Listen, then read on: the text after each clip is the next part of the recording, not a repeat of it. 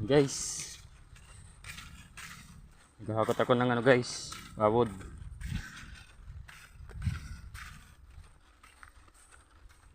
Ang layo ng paghahakotan ko nito guys. Hindi naman ganang masyadong malayo pero depende sa dala guys.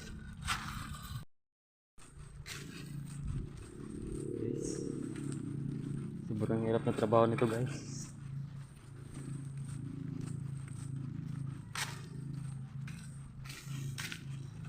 Si mama ko pala guys yung gumagawa nito.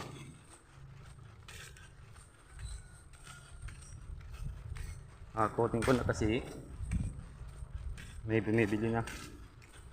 Bibinta na to. 100 na piraso ata. Oh. Higit pa ata. Sige guys, mahal din to guys. Yung isang piraso ano 12 ata o di kaya 15 yung isang piraso ng pawid. Yun guys, dyan ko na ilalagay ito sa gilid ng kalsada. Guys, pahinga muna tayo. Yan guys, sila to. Yan yung mga pawid na ibibinta.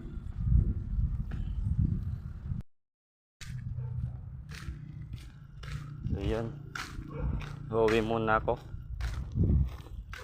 kasi wala pa doon yung bumibili.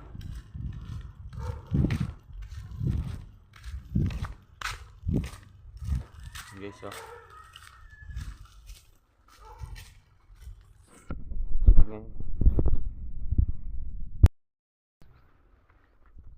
guys, uuwi na tayo.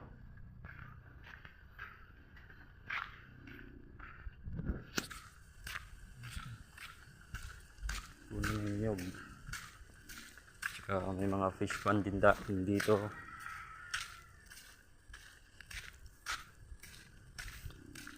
Fish pond. Laki sigurong tubig ngayon.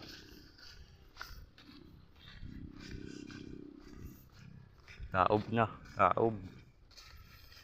Bagat guys, ano, high tide. Laki na yung tubig.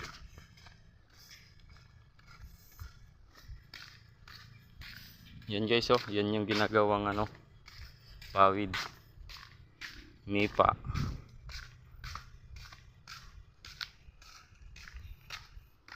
Lagyan ng tubig guys. Sapa.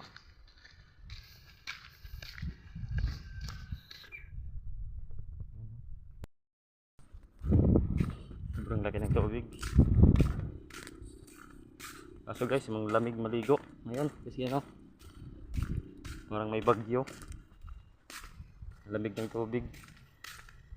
Saka di pa masyadong malinaw. Isa. Layo nang nilalakaran namin papunta dito sa sitio.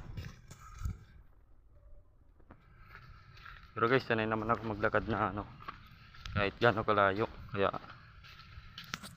hindi na ako masyadong napapagod. Nakakapagod lang guys kung may dala ka. Maglalakad ka ng ganito kalayo.